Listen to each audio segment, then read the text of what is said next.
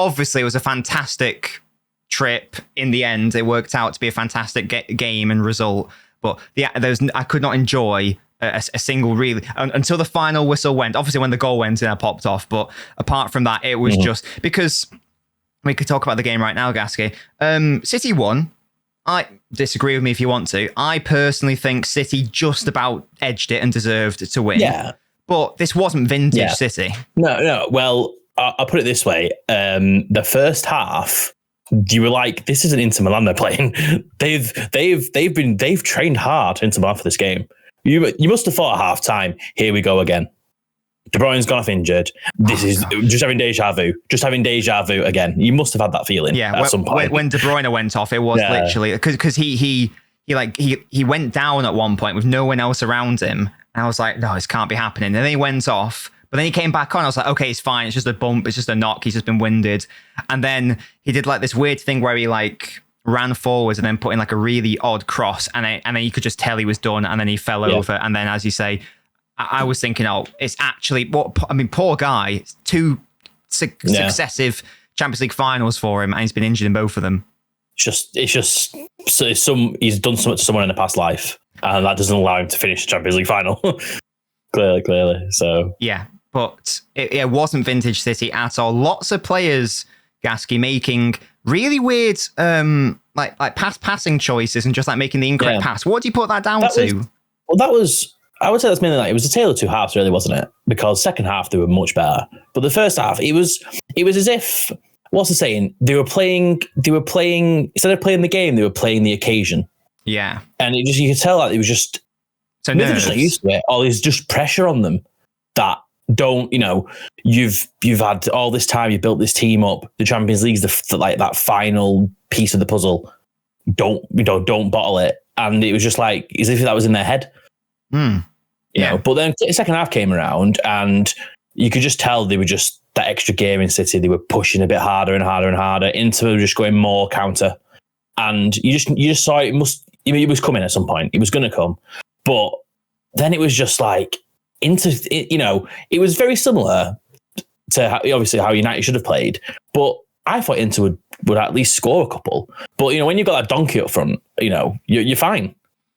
Like with the Inter chances, like the first one for me was that Martinez one. Why is he shooting? Dink it over Ederson to the back post and let someone tap it in. That was the first one. The second one where Lukaku stopped it. Right, that's just Lukaku's bad luck. I was like, that's just, it seems to just be him that happens to, but there's nothing he could have done there. But then the header, it was just like, he should do better, shouldn't he? Put it in. Like I won't get started on the commentator was winding me up, right? I understand it's English television and I hate biased commentators, but oh my Lord, everything City was doing was the best thing he's ever seen in his life. It was absolutely ridiculous. And then as soon as that header got stopped, he acted like, it was the best save ever from Ederson. Then the replay happened. It just hit him. Then McManaman was like, he's edit straight away. You've got to do miles better there. The commentator was still adamant that it was the best save ever. And he was just like, ooh. So the striker should be scoring that. No matter what, whoever's in there, it doesn't matter. If you're in your 6-yard box, you score. That's the striker's job. That's the dream for a striker. And he didn't. Yeah. So... yeah. Ideally, what you don't want to do is just hit your shot straight at the goalkeeper who doesn't even need to move, because that's not even a save at that point. That's just the technicality. Yeah, exactly. And it was just I couldn't imagine being there, to be honest. After when they 1-0 up and they were just after chance after chance after chance, and they were just throwing the ball in the box, you must have just thought he's going to equalise it.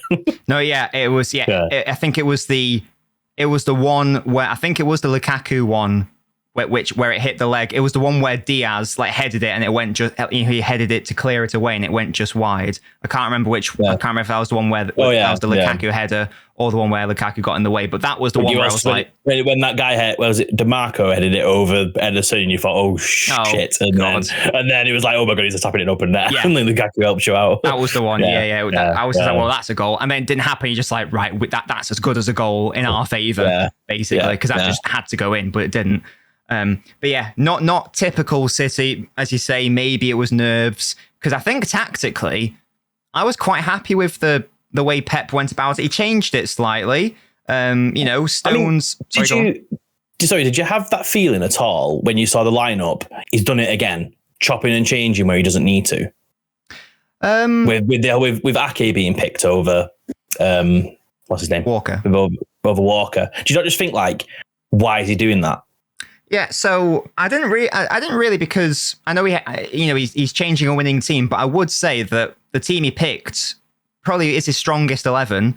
To be fair, like I think we have been stronger when Walker's normally used like for like a certain type of wide play, like Vinicius Jr. for example, to sort of lock him down. But in general, I think that is, to be fair, our strongest back four. So maybe that's what he was thinking.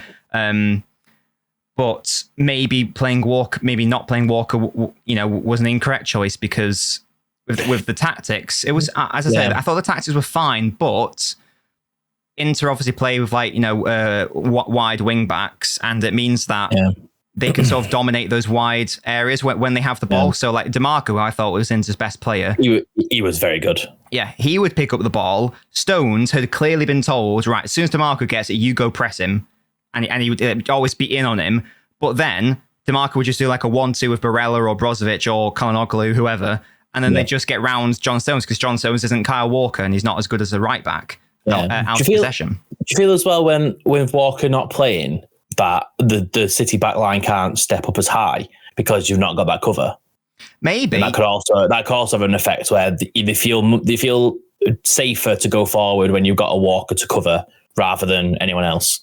Yeah, maybe. I'm not sure. I thought, to be fair, Ake, who I think has been our best defender, I thought that, he would have been included but for his injury, before the Bayern and Real Madrid games. Yeah. So him starting didn't really surprise me, to be fair. I think he was like solid. I think he won all his duels. And then Akanji, because, we saw from the goal, the reason why Akanji played, because of his, when he does get forward, his range of passing is actually quite good. Yeah. So I wasn't too worried about the actual lineup. I thought that was fine. As I say, the wings were a bit of an issue at times with Dumfries or DeMarco, mainly DeMarco, as I say. But obviously the key talking point, Gasky, was the role of John Stones, who basically played as an 8. He plays anywhere now, doesn't he? He plays absolutely anywhere. And John Stones this season has proved. And instead of all these people that will still argue and say, Pep can only do it with a blank check and all that rubbish, he proved that he assigned a player, 5 years ago, from Everton, who's had one good season at Everton and seen what he's capable of doing. And that's evidence of absolutely one of the best managers ever, is when you can see that in a player, that a player has the capabilities. Because you don't sign a defender and think he can do this role, not just the 6 role, the 8 role, like you said. He play anywhere. And, and it also opens up a can of worms for England because he can do that, great, but England don't have defenders. So he's going to have to play centre-back. And it's going to be weird that he's going to have to play a position he doesn't play for City. Well, that's the thing. He can do both because when we don't have the ball for City, he goes to centre-back. When we do have the ball, he goes forward. So he could do that for England. He could, but you need a good manager to do that, and they don't have one. So, hey, it could happen. It could happen, maybe. I don't know. But yeah, so that was John Stones, who for me was the man of the match. I thought he was our most dangerous player.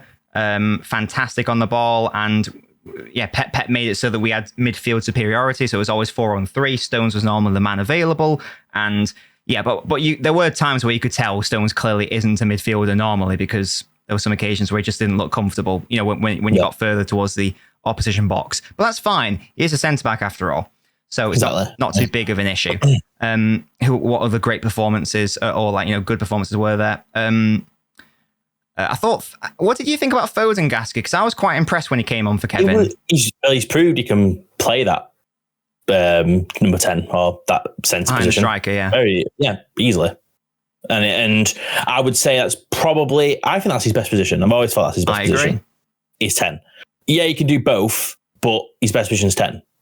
Simple as that, because he's so quick with his feet, and he's that type of player where you can't give him a second because he will. It's like that chance he had where he just went around 5 of them so easily. Oh, so nice. Like on the wing, you gain. Okay, you could do that, but you don't really gain the control you get if you do it from a 10 position.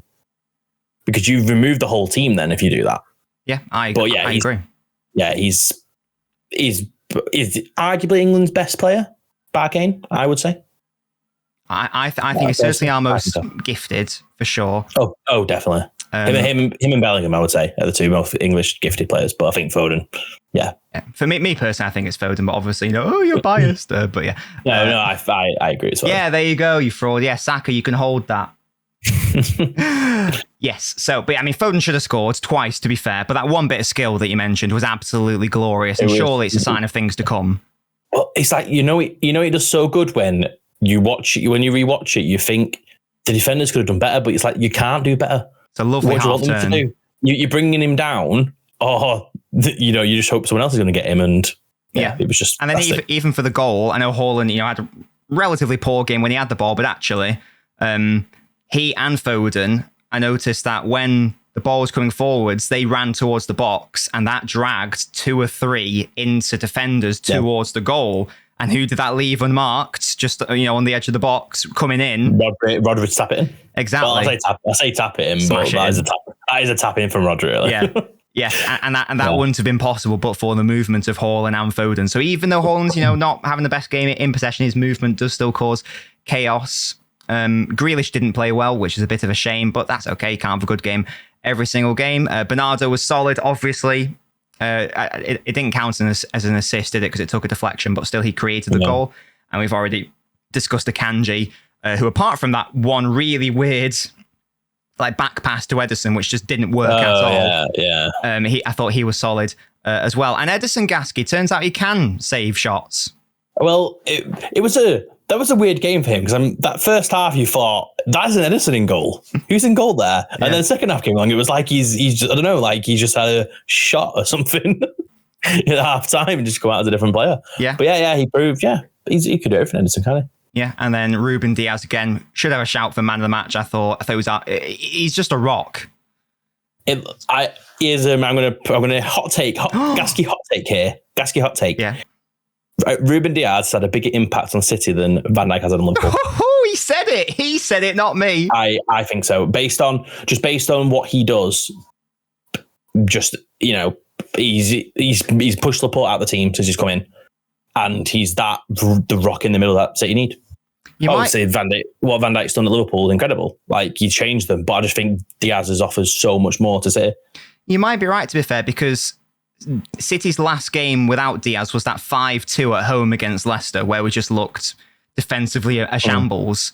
And since then, it's been ridiculously good from a defensive standpoint. Yeah. So I just think, again, this is not slander against Van Dijk. It's just praise on Diaz's part. Although we do like doing that, don't we?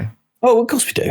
Of course we do. If there's one thing that a Manchester Football Club podcast can do is just combine on Liverpool. As simple as that. That's where we're united. Not united. We're united, though. United. Ruben Diaz has taken part in 3 Premier League seasons and has won every single one. Won them all. I don't think any other player can say that. Weird of him to not lift the trophy, can he? I think we had this conversation, didn't we? Was it? I think Carrick. No, because he played for West Ham before joining United. Oh, I thought you just meant it 3 in a row. No, I think when Carrick joined, he won for the next 3. Yeah. No, but I mean, I don't think there's any player who's got a flawless Premier League record. Oh no. Because I think from my research, the only other player to win 3 after joining a club is Carrick. So yeah. Yapstam was close, but in his 4th season, he only played 1 or 2 games and then left. So that technically counts as that. So Yapstam was close. Nearly. Nearly. Don't worry, we'll be talking about Yapstam very shortly when we compare the trebles. So that was the Champions League final. City beating Inter. I think that we deserved to win. I thought that it wasn't the best City performance, it was closer than everyone thought. Definitely. Yeah, well, to be fair, the people who were predicting 3-0, 4-0, I thought that was mad. Yeah. It's a Champions League final. Well, put it this way, right? I think Inter won the first half, City won the second half, but City edged the second half over the amount Inter edged the first half. Yeah. In my opinion. That's what I think. For sure. And I was there, obviously, and it was amazing, brilliant. Obviously, a once-in-a-lifetime experience seeing the treble. It's a treble. It's a 3 in a row. It's the first time we're lifting the Champions League trophy. There was a lot of emotions. I nearly cried. I got very emotional to when the final whistle went. Hey, if you were still drunk. You probably would have. Well, that was the thing, Gas, because I think you were going to ask me if I was drunk because you saw a tweet of mine or something. Oh, no, you were. I heard you were very drunk before the game started. Well, I was. So, because, and in fact, we'll combine this bit now because Ed asks, how did you find Istanbul and what did you like and what did you dislike? So, just in term, I'll get into in more detail later, but in terms of that, went to the fan park however many hours beforehand, but I got there really early. And 5 hours before kickoff, I was like, what else am I supposed to do? So I just had loads of beers. Obviously. Well, put it this way, what's the other name for beer? What I like to call it is confidence juice. And then you get the confidence to start talking to people and you'll just start randomly talking and chatting gibberish. Yeah. And, there you are. Yeah, but then sort of by 7 o'clock, I ate loads of burgers and coffers and I sobered up. So by the time kickoff happened, I was fully sober. So, nothing was there to help appease the pain of the match that we saw. But that is Man City 1, Inter Milan 0, and City are Champions League winners. And now no one can sing Champions of Europe. You'll never sing that at us anymore. Where's the European Cup? Yeah, well, we've bloody got it now. So, yeah, I was so happy. And I still am happy, but you know what I mean. Yeah, that 0.001% of myself is happy for you.